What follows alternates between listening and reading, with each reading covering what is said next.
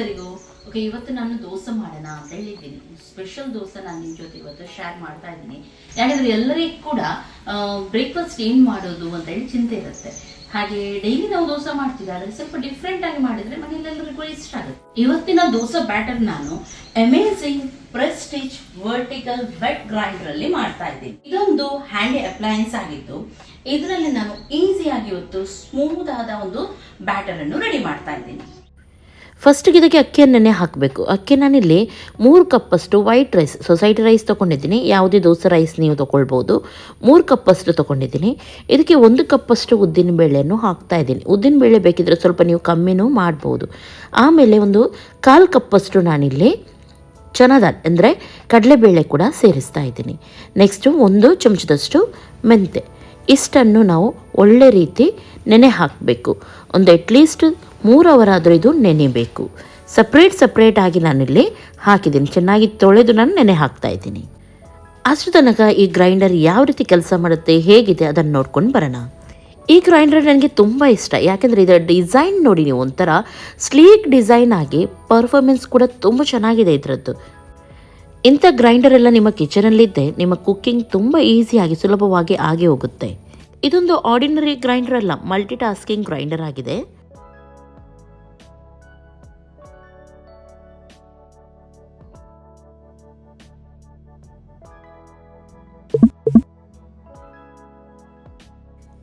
Okay, ಇವಾಗ ಅಕ್ಕಿ ಎಲ್ಲ ಚೆನ್ನಾಗಿ ನೆನೆದಿದೆ. ಇವಾಗ ನಾವು ಗ್ರೈಂಡ್ ಮಾಡಲಿಕ್ಕೆ ಹಾಕೋಣ. ನಾರ್ಮಲಾಗಿ ನೀವು ಯಾವ ರೀತಿ ಹಾಕ್ತೀರಿ ನೋಡಿ, ಸೇಮ್ ಅದೇ ರೀತಿ ಹಾಕಲಿಕ್ಕೆ ಚೆನ್ನಾಗಿ ತೊಳೆದು ಇದನ್ನು ಸ್ಕ್ರೂ ಎಲ್ಲ ಕರೆಕ್ಟಾಗಿ ಟೈಟ್ ಮಾಡಿ ಇಟ್ಟು ಹಾಕೋಣ. ಇವಾಗ ಇಲ್ಲಿ ನೋಡಿ, ನಿಮಗೆ ಒಂದು ಟೈಮರ್ ರೆಗ್ಯುಲೇಟರ್ ಕೊಟ್ಟಿದ್ದಾರೆ. ನಿಮಗೆ ಎಷ್ಟು ಬೇಕು ಅಷ್ಟು ಟೈಮನ್ನು ನೀವು ಇಟ್ಟು ಗ್ರೈಂಡ್ ಮಾಡಲಿಕ್ಕೆ ಹಾಕಿದರೆ ಆಯಿತು. ಆಮೇಲೆ ನೀವು ಎಲ್ಲಿಯಾದರೂ ಹೋದರೆ ತಾನಾಗಿ ಅದು ಆಫ್ ಆಗುತ್ತೆ. ಇವಾಗ ನಾನಿಲ್ಲಿ 10 ನಿಮಿಷ ಅಂತ ಇಟ್ಟಿದ್ದೀನಿ. 10 ನಿಮಿಷದ ನಂತರ ಇದು ಆಫ್ ಆಗುತ್ತೆ. ಓಕೆ, ಎಲ್ಲವನ್ನು ಗ್ರೈಂಡ್ ಮಾಡಲಿಕ್ಕೆ ಇವಾಗ ಹಾಕೋಣ. ಹಾಗೂ ಇದರ ಲಿಡ್ ಕೂಡ ಬರುತ್ತೆ ಇದಕ್ಕೆ, ಅದನ್ನು ಮುಚ್ಚಿಟ್ರೆ ಆಯಿತು.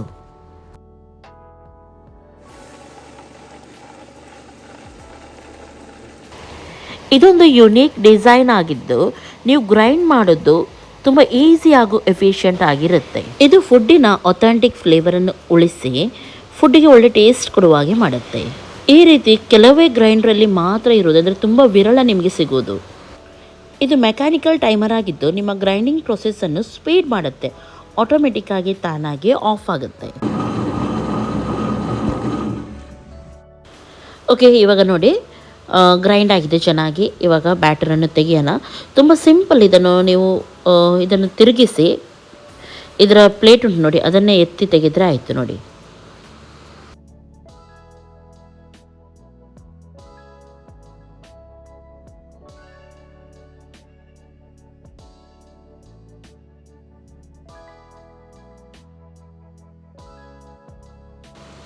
ಓಕೆ, ಬ್ಯಾಟರ್ ತುಂಬ ಚೆನ್ನಾಗಿ ಬಂದಿದೆ, ಪರ್ಫೆಕ್ಟಾಗಿ ಗ್ರೈಂಡ್ ಆಗಿದೆ, ನೋಡ್ಬೋದು ನೀವು.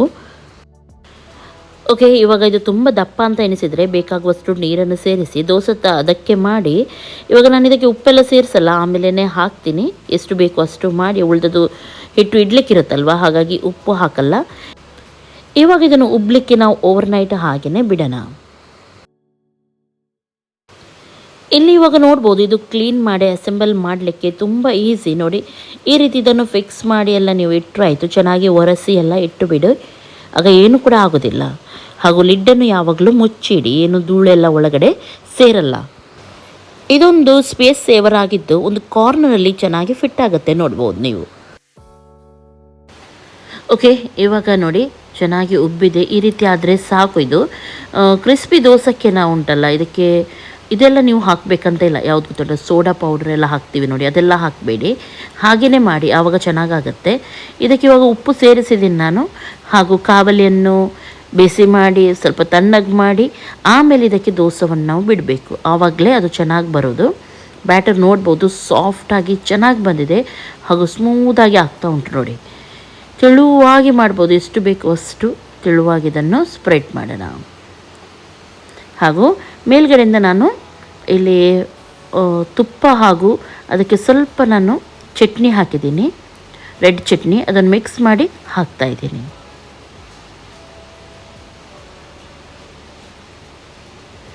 ಓಕೆ, ತುಂಬ ಕ್ರಿಸ್ಪಿಯಾಗಿ ಚೆನ್ನಾಗಿ ಬಂದಿದೆ ನೋಡ್ಬೋದು. ನನಗೆ ಹೇಗೆ ಬೇಕು ನೋಡಿ ಅದೇ ರೀತಿ ಬಂದಿದೆ ಇಲ್ಲಿ ದೋಸೆ. ನೀವು ಕೂಡ ಖಂಡಿತವಾಗ್ಲೂ ಇದನ್ನು ಟ್ರೈ ಮಾಡಿ.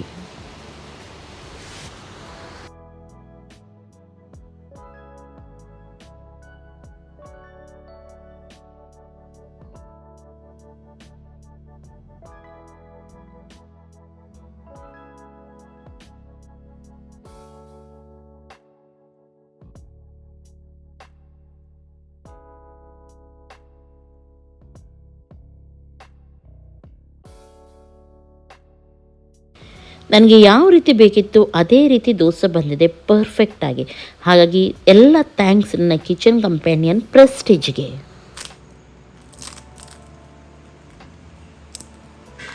ಓಕೆ, ನೋಡಿದ್ರಲ್ಲ ಎಷ್ಟು ಕ್ರಿಸ್ಪಿಯಾಗಿ ಎಷ್ಟು ಚೆನ್ನಾಗಿ ಬಂತು ದೋಸೆ. ಖಂಡಿತವಾಗ್ಲೂ ನೀವು ಈ ರೀತಿ ಬ್ಯಾಟರ್ ಅನ್ನು ರೆಡಿ ಮಾಡಿ, ಚೆನ್ನಾಗಿ ಬರುತ್ತೆ.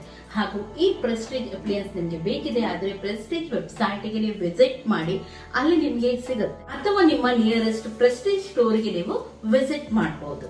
ಇವತ್ತಿನ ಈ ರೆಸಿಪಿ ನಿಮಗೆ ಇಷ್ಟ ಆಯ್ತು ಅಂದ್ರೆ ಲೈಕ್ ಮಾಡಿ, ಶೇರ್ ಮಾಡಿ ಹಾಗೂ ಸಬ್ಸ್ಕ್ರೈಬ್ ಮಾಡಿ. ಎಲ್ಲರಿಗೂ ಟೇಕ್ ಕೇರ್, ಬಾಯ್ ಬಾಯ್.